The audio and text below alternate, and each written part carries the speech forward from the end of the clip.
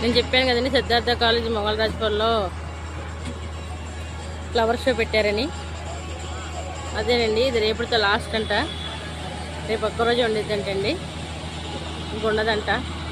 చూడండి మీరు, ఆ స్టాల్స్ అన్నీ కూడా తీసేశారు, అయిపోయినాయి.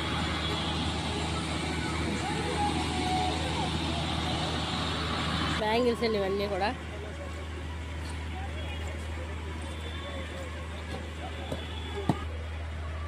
ఈ ప్లాంట్స్ అయితే చాలా బాగున్నాయండి.